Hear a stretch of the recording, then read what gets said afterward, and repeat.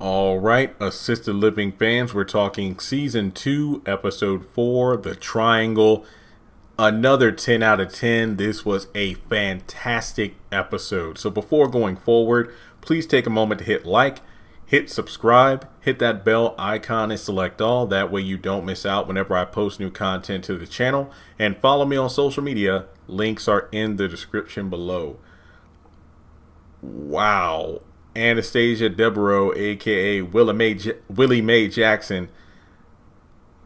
I'm just loving not only how we're finally getting new characters on the show, but how they interact and pretty much fit like a glove with the rest of the cast. That's really been my theme for the past few episodes. When Reggie was introduced, now we got Miss Anastasia, and I know that, a lot of people can compare her to Miss Daisy from Meet the Browns, but I feel like this is done with I think somebody told me last night, yeah, she reminds me of Miss Daisy, but with some soul, obviously as a black woman as opposed to a white woman. But I still love Miss Daisy in the Meet the Browns series, but I love how Anastasia is portrayed in this one as well. So yeah, overall I got nothing but good things to say. Trust and believe. Assisted living, I'm going to rewatch this episode. This was way better than last night's Haves and Have-Nots. And even though I thought House of Pain was solid, I still think that until, Sisters and Bruh come out, later tonight and tomorrow morning, Assisted Living is in the #1 spot for this week's shows. So Jeremy's rolling out the red carpet for a new Hollywood star who is a new tenant at the Assisted Living facility, Miss Anastasia Devereaux. And he asked, Mr. Brown, hey, are you excited? You know about her and everything. Mr. Brown's like, Mr. Brown thought the red carpet was for him. So when she arrives, it's funny how she interacts with Jeremy, not me, but Jeremy on the show, and how she looks at Mr. Brown and thinks, oh, wow, I love your costume. What role are you playing? And I'm like, okay, that was actually pretty funny. So I believe and correct me if I'm wrong, but right before Anastasia arrives, Philip comes in because he's trying to ask his dad where his video game is because he keeps losing his belongings. So, when she arrives, I guess one of her character traits is that in her dialogue, we get a lot of her different roles as an actress, from being a love interest of Buckwheat on The Little Rascals. And, Jeremy just being a huge fan of her films. It's funny because Vinny comes in. Vinny really gave me Steve Harvey vibes this episode. Just based off like the hat, the shades and everything. Oh, sucker now. And it's funny because Vinny flirts with her. And then she's being shown to, where she can sign in and everything. And, she walks past Reggie.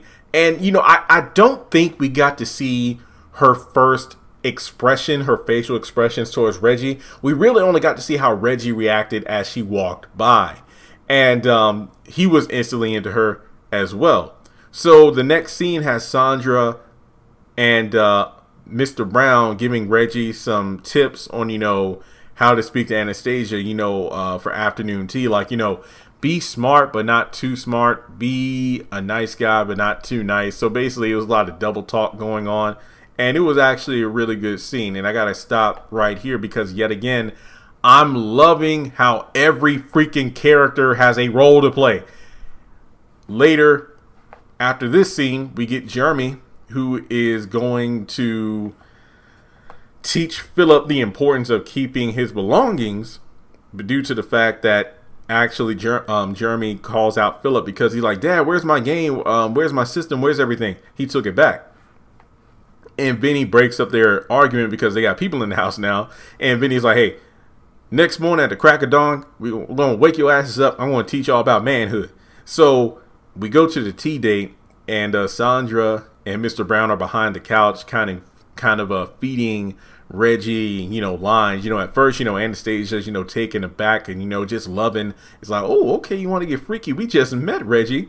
But, then when we get to things like the DMs and Fleek and everything, that's when the cover's blown. But then when he kind of walks off because, like, look, I made a fool out of myself. I understand if you don't want to talk to me anymore. Anastasia stops him and says, hey, I knew about them being behind there the entire time, and I love the fact that you would do that sort of thing just to, actually talk to me, be smitten like, a schoolboy. So, his intelligence isn't something that she dislikes. It's something that she's actually, attracted to. So don't dumb yourself down for me. So, she's smitten by him. Now we go over to another scene, and Vinny's in the kitchen cooking, and Vinny read her like a book. Is like, come on, don't act like you know about, you don't know about what's in this pot. Think you in Hollywood for so long. Yeah, I know you ain't forget your roots. So when he bust out the Kool-Aid, and it's like, my favorite flavor, red, I was like, we seen a new side of the character. So I think in the next day he mentions how they were chitlins and whatnot. So basically it's like, look, I know your roots, girl. I know you ain't forgot where you came from. So Anastasia ain't your government name. What's your government name? Willie Mae Jackson. Yo, when I tell you this scene was on point, I loved it. So it's the fact that Vinny understands the real her, whereas Reggie understands the classy side of her. So it's just like, even though she's attracted to both men, she can't have her cake and eat it too. She will have to eventually decide. So I loved how we got to see it. This is such a real thing. This reminds me of, and again, correct me if I'm wrong, didn't Ella catch Janine's bougie mother in the kitchen eating up like fried chicken and cornbread because, she likes those foods, but, she's uppity, but Ella catches her in the midst of things. And basically it's like, you can take the girl out of I don't even want to say the ghetto. You could take the girl out of the country, but you can't take the country out of the girl, that home cooking and whatnot. I don't care how sedity and uppity you think you are. Well, if you smell some fried chicken, some cornbread, some grits or whatever, you good. So the next morning, Vinny wakes up Philip, because I believe him and Jeremy walk in the room. Philip's still asleep, and they're going to build some shelves. That way he can keep his games and everything in one place. And this is what I really want to give the episode praise for. I think it's really healthy for these discussions to be had. It's the fact that,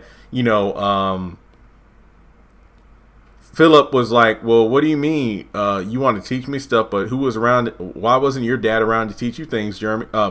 He's talking to his dad, Jeremy, about things. And, Jeremy's like, well, yeah, Grandpa Vinny raised me because my dad walked out on us. My mom was working like 3 jobs and everything. So, Vinny showed him the ropes. And because it's like, yeah, that's the thing, I wasn't the best father, and that's why my son wasn't the best father to your father, and that's why I kind of, took up the reins. I really wish a lot of the older generation would own up to that, because it really does impact how the current generation came up. Because I know I have issues, hence why I'm in therapy. But to actually hear it from the horse's mouth, so to speak, means a lot more than somebody telling you about how you should forgive others, which is important. But sometimes, an apology doesn't erase all the neglect and things of that nature. But to have a person admit to their own shortcomings means a lot. So I love how Vinny said that about how he wasn't the best father, which in turn created a ripple effect where his lack of being a good father led to his son not being a good father to Jeremy. So he tried to, basically make amends by being the best father figure to Jeremy that he wasn't for his own son. Great stuff. All right, so from there, Philip tries to go back to sleep, but they wake his ass up to build those shells. So Vinny is in the kitchen making chicken and waffles for Anastasia. No lie, I actually ordered some Hardee's DoorDash this morning, even though it would have been cheaper to drive. I don't have my car with me. But I know that Hardee's just introduced like a chicken and waffle sandwich. I thought that was pretty ironic because Vinny made Anastasia chicken and waffles. But Reggie walks in, and Cora actually comes in and is talking about, hey, does anybody interested in taking like a painting class? And Reggie used that as a chance to talk about the work of art that is Anastasia. But then he's like, wait, who's Willie Mae? So basically, Vinny and Reggie get into an argument over Anastasia, and Cora sends them to their room. Vinny to his room, and then Reggie on timeout. And from there, Cora, Leah, and Anastasia talk for a little bit. And Leah's like, wait, are you okay, Miss Anastasia? Cora was saying, like, how you had like a split personality and whatnot. I'm like, wait a minute, dissociative identity? Is that what's going on here? But no, I never really got that feel from her, because if I'm not mistaken, didn't Miss Daisy and Meet the Browns have like a dementia or something like that, where she was kind of forgetful, like she would just disappear at times? So in this situation, it definitely doesn't look like that's the thing with Willie Mae, Anastasia. It's just the fact that I love how we got to know this character in like just a 3-minute sit down with the other ladies. It's the fact that inside she feels like this 23-year-old girl or woman, but on the outside she feels like, she's not desirable, because her whole life has been based on her career and, the whole thing being based on her looks. So the reality is she doesn't like who she sees when she looks in the mirror. But Cora and Leah are like, wait, what are you talking about? It's like, you got these. It's like, what do you mean? You're still beautiful. Yeah, that's the thing, though. When I saw how Reggie and Vinny were just basically falling at my feet, it just felt, she basically felt like that 23-year-old again. And they make her realize that, well, think of it this way. At the age you are now, if you have those grown men still, falling all over you, then you still got it. It's just, well, I hate to say this, but age ain't nothing but a number. You're as young as you feel. So basically, this was a whole how Willie Mae got her groove back. And this, again, was a great scene because of the fact that it isn't always about the comedy, but it's about like, real world, situations in regards to people of any age feeling that, you could be young and feel undesirable, especially, or you could be older and it's like, you were once at your prime, but you realize, oh wow, I don't have it like I used to. But then sometimes like, wait a minute, it's really just a state of mind. And literally, like there could be people in their mid to late 20s or even their early 30s realizing, oh, I put on a few pounds, or I'm starting to lose hair, think this and that, so I don't have it like I did in high school, I didn't have it like I did in college. So it's not necessarily those who are in senior citizen homes that feel that way. That could be something you experience at almost any age. So I think it was a pretty good lesson to weave into the script. Okay, we're almost done here. So the two men show up again, and Anastasia realizes she likes them both.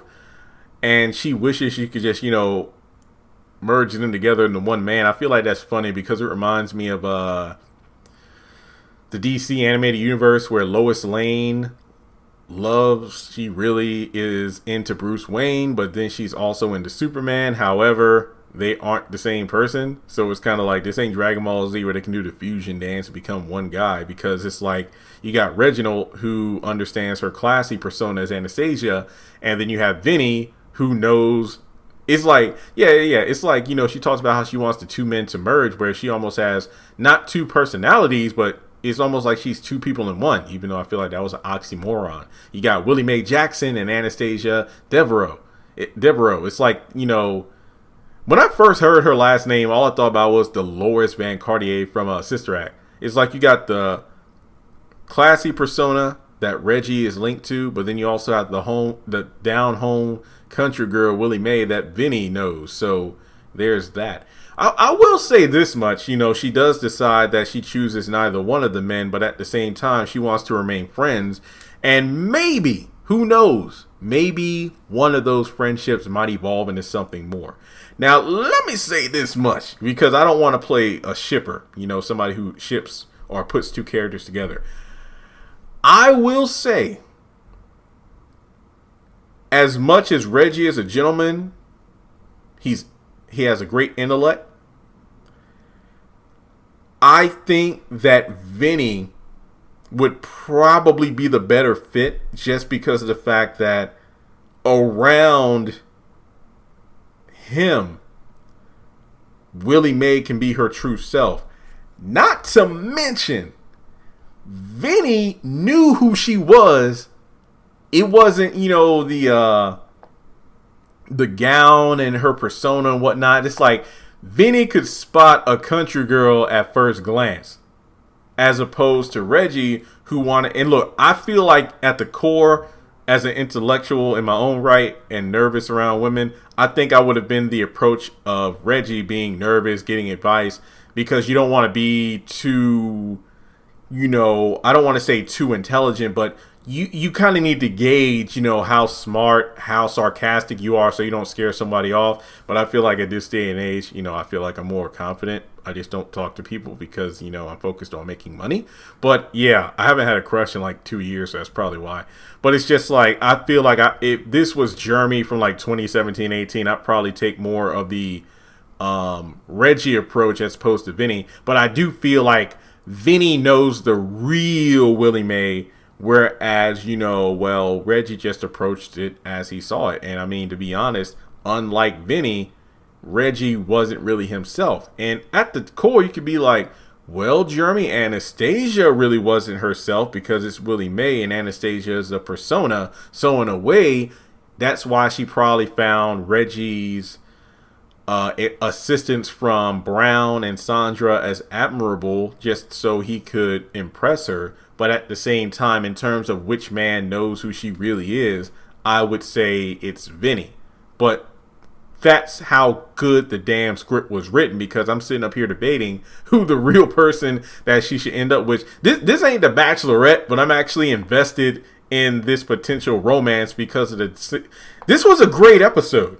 All right, so let me see. We get to the last scene where Philip appreciates the shells because all of his games are in one place. There's even like a throwaway joke about, yeah, can we build another one? So like, my underwear, shirts, pants, socks. That's called your dresser, son. So, he starts playing his game, and Vinny suggests that Jeremy look up and reconcile with his own father.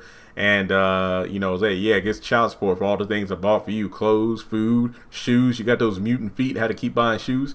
So this was a 2 in a row, 10 out of 10. This was a fantastic episode. I'm definitely going to rewatch it later today. Let me know your thoughts on the episode. I thought it was great. I can't wait. I think next week we're getting a new character as well. So keep the ball rolling. I mean, like I said before, all the characters are being utilized. Some characters might have more of a prominent role than others, but I think that this episode, as well as this season, continues to get better week after week. So again, let's talk about it in the comment section below. Like and subscribe. And as always, if you would like to donate to the channel, feel free to do so on PayPal or Cash App.